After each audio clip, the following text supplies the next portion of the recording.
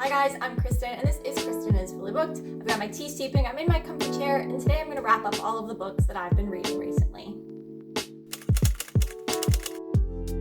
It has been a weird couple of weeks reading-wise, to say the least. I know in my last recent reads video, or like my January wrap-up, I said that I was going to be finishing Guards, and I did not. I still plan to, but I just could not finish it in time for my book club meeting. I just was not in the mood. It's not that it's bad, it's not my favorite thing I've ever read. There was just like no narrative story to really draw me in. After that, it has been a little bit up and down and all over the place. I've read some things that I really liked and really enjoyed, and I've also read some things that were not great. So let's just jump right into it. After not finishing Guards, the next thing that I read was 7 Days in June by Tia Williams. This is a contemporary women's fiction / romance book that focuses on a single mom, and it is sort of a second chance at love book. This is one of the romance books that I had on my specific romance TBR to pick up when I was in the mood for that. So in terms of my goal of like having prepared books ready for when I'm in that mood, it's a little bit of a success, like a win, definitely. There is another book that I'll talk about later on that is a lose in that sense.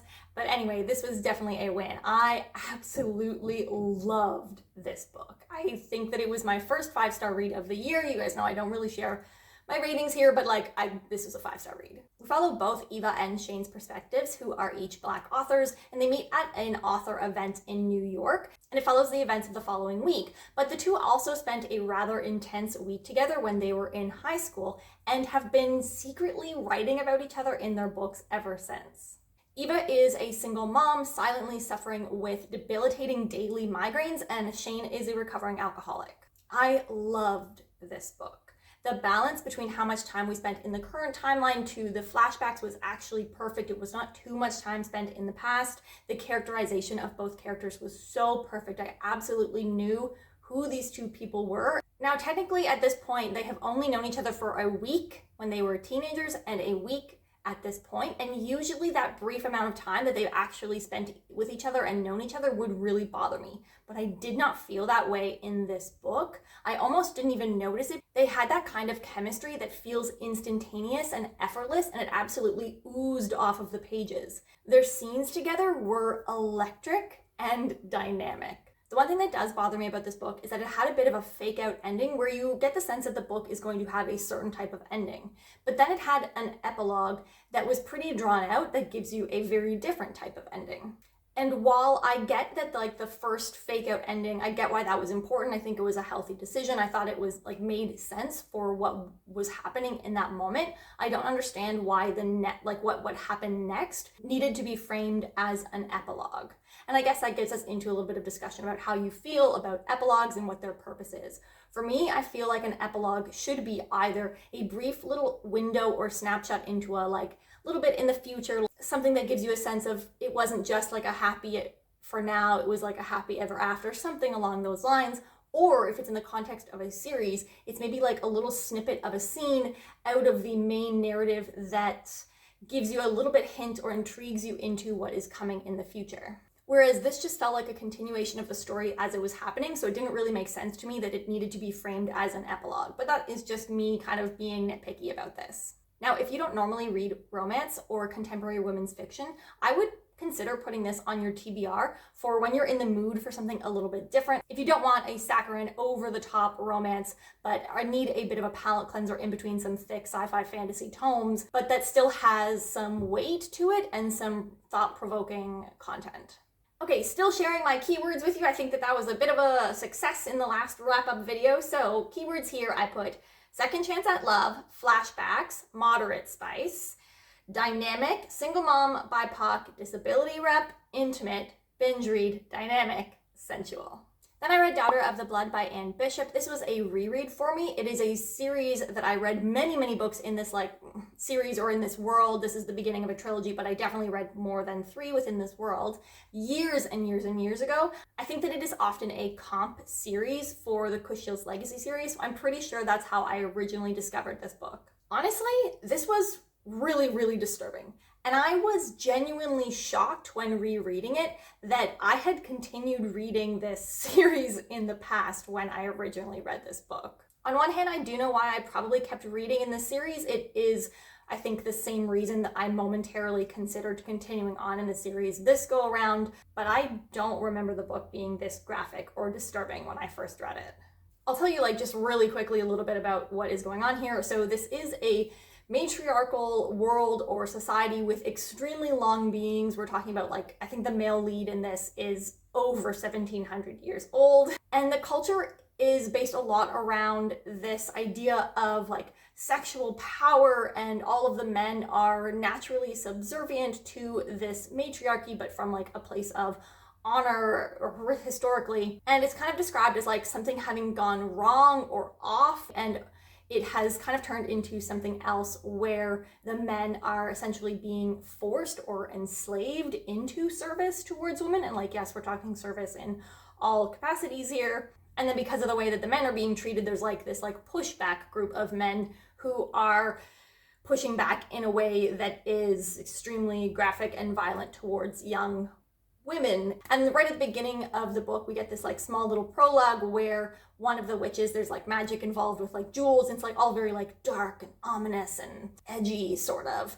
But there's this one witch at the beginning in the prologue who predicts that there will be a queen witch who is coming, who is foretold, who will fix everything. And our male is essentially predestined or fated to serve this future coming queen. One of the least weird things about this is that when our male lead finally meets this prophesied queen, she's still a 12-year-old girl, and he's over 1700 years. And that's honestly one of the least weird things about it. There's no sexual attraction at all at that. It's more him being oh, I didn't expect to first meet her when she was a child.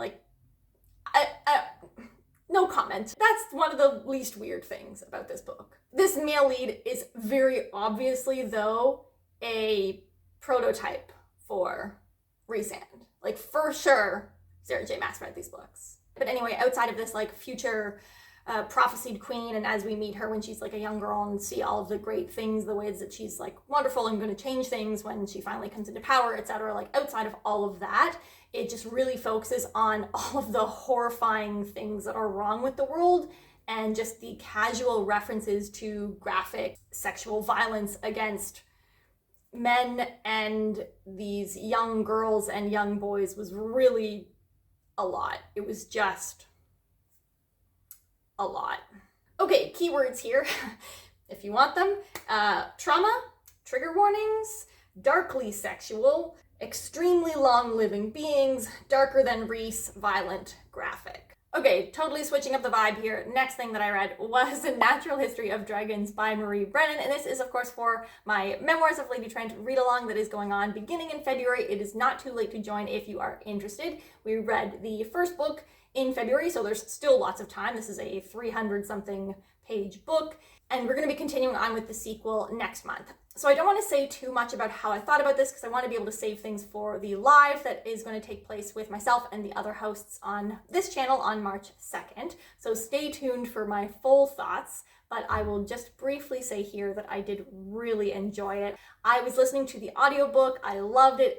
Everything that everyone said about Kate Redding and this audiobook was absolutely true. It's also a very short audiobook. It was only about 10 hours. I was trying, or I said on our Discord where for the read along that I really wanted to try to slowly measure the reading out over the course of the month, and I made it till February 6th. But it's just a really cozy, easy to listen to audiobook. It's not overly complicated, so it was very easy to just go about my business, we're running errands and doing housework and all of that stuff while listening to this. So it actually was difficult to read it slowly. I will say that the ending totally shocked me. I was not prepared for that ending. I think it also happened at a time when I was particularly emotionally fragile, and so I had a very strong reaction. If you've read the book, you know what I'm talking about. If not, stay tuned for the spoiler portion of the live, and I will tell you all about that. Actually, my keywords are going to give it away, so I'll give the keywords here. So it's cozy, bingeable, great audio, dragons, badass main character, and I cried.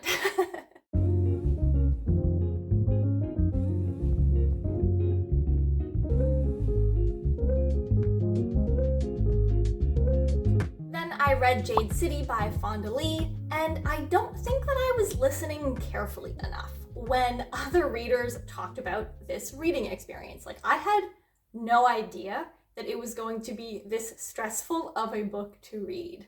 But nonetheless, I quite enjoyed it. Enjoyed seems like the wrong sort of word, but I quite liked reading this book, or I liked the book itself, despite how stressful of an experience that actually was. This is, of course, the family-focused, Asian-inspired urban fantasy story about a crime family dealing in jade, which is a stone that, when worn, enhances certain abilities. And we are following this family in one of the two largest clans that controls the jade trade within this city. Actually, I guess this whole country and island. And in the book, it seems like the other clan, the mountain clan, is slowly starting to make moves against them, and we sort of go from there. I think this book did a really great job of introducing the world, of introducing the magic, the culture, the social constructs within this world. It introduced the family tension and family dynamics. I think that it did an extremely good job of introducing the reader to this world. I feel extremely invested in No Peak Clan. She sold me. I have bought in. If I could remember it, I would say that oath or whatever that people declare to No Peak Clan. I did originally hear some other critiques from other readers where they thought it would be interesting or better to get a perspective from both clans. And before having read the book, I did agree that that would have been a good idea. Now, having read it, I wholeheartedly disagree. Because I think if you got perspectives from the other clan, you would feel so much more conflicted about what's going on, and that is a valid point. But at this point, I do not want to feel conflicted. I actually think the level of investment that I feel in the No Peak Clan is a huge strength of this book. I've been sold. Screw Mountain Clan. I will also say that I am 100% a Hilo, not sure, fan. I don't even see him as morally gray. I know there is discussion around that, and I've bought in. I don't see anything that he did wrong in this book other than some stuff between him and his sister Shay. Working on behalf of the clan, I don't see that anything was wrong or shocking. I understand that there were probably going to be events in the future that are more drastic in the next two books. I'm fine with that. I have bought into the culture and the honor system within this world, and I don't see that Hilo made any mistakes. Well, mistakes? Admittedly, this did put me in a serious reading slump, though. I have not been in the mood for anything. I've been really struggling to get into other books since finishing this. I'm not ready to pick up Jade War. I think I'll probably get a copy from the library pretty soon because I timed it very well. But I think because I know how stressful of an experience now reading this series is, I think that I do need a little bit of a break. I will, I think, read the series quickly, but I'm not going to try to read them back to back. While filming, I forgot to share the keywords for Jade City, so I'll just share them here quickly. It was Asian-inspired, stressful, family drama, found family, urban fantasy, and shocking twists. So it has been over a week since I finished this book, and I have only actually finished one other book since, and it was, I'll tell you what it is, but I'll also tell you all of the other things that I tried. So I tried doing a reread of Liar's Knot. I tried to read Last Exit by Max Gladstone. I've tried to read All the Horses of Iceland by Sarah Talmy. I also tried to read a romance book. Okay, bit of a story here. So I mentioned on my last Radar Reads video that there was this Instagrammer that I was following who kept pushing the Addicted to You series, and I do have that on hold. But in the meantime, I was watching a YouTube video of hers because she has a channel as well. And it was a Friends to Lovers trope romance recommendation. And she talked about the book Broken Night by LJ Shen. Yeah. So after listening to her description of this book, I thought that it sounded really cute. She used the word adorable to describe this book.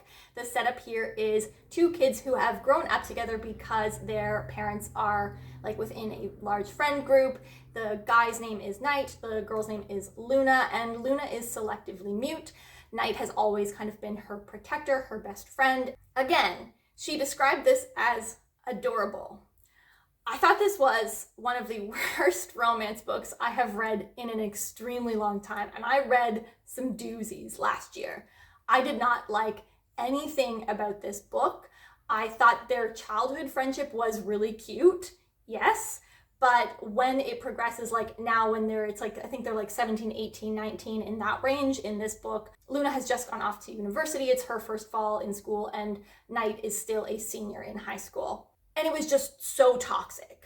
Their whole friendship and budding possible relationship was so toxic, I couldn't stand it. It was also a roller coaster ride. There was no slow angst or development. It was like, what third act breakup? It was an every other chapter breakup.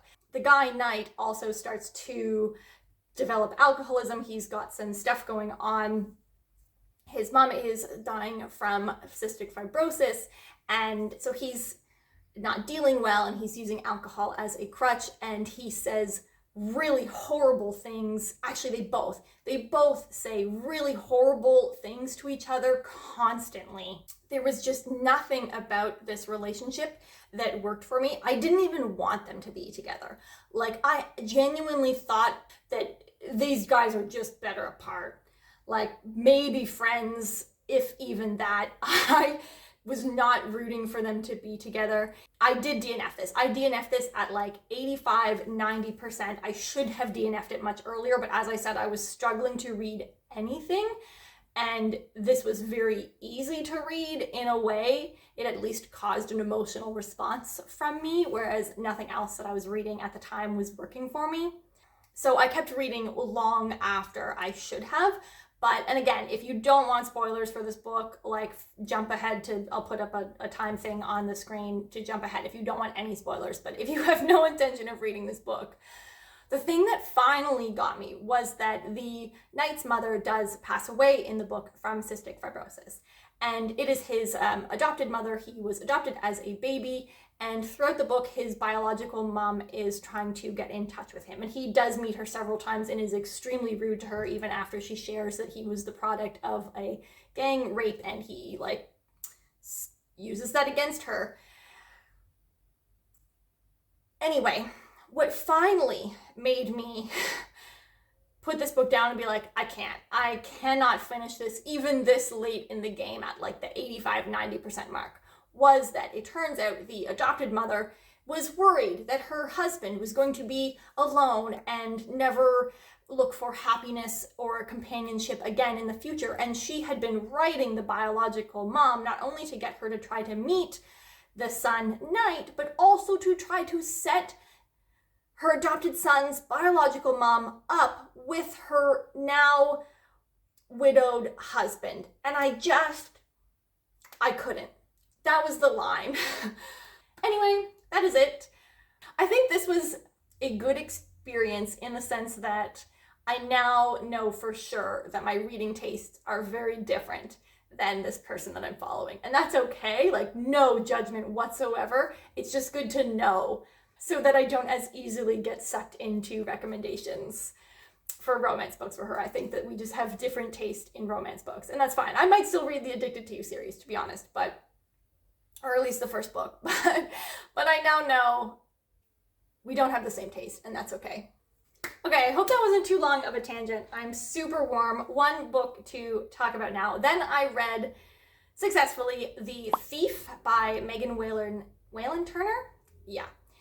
This is the first book in the Queen's Thief series, and it has been on my TBR for a while, but it wasn't a priority. And the reason that I picked it up was because I have also, like, not only have I been struggling to read anything, but I have also really been in the mood for audiobooks. And because that's somewhat new to me, I didn't have a lot of audiobooks requested already from the library, so I've gotten on hold for a lot now, but there's going to be a little bit of a lag time. This was available at the library immediately, so I picked it up and I have been casually listening to it the past few days, and I finished it yesterday or whenever. But in this, we are following Jen, who, when we first meet him, he is being held captive in a prison, or he is in a prison after being caught stealing something from the king in the country that he's in, because he bragged at a bar to a king informant that he had stolen this item. So he gets caught, he's in prison, and the king and the king's advisor offer him a deal. They'll let him out if he helps them steal something for them. So this is essentially a traveling journey story as we follow along with Jen and the small group of people, like king's advisor, like a guard, and 2 young noblemen, as they travel to where they are trying to steal this item that they think will help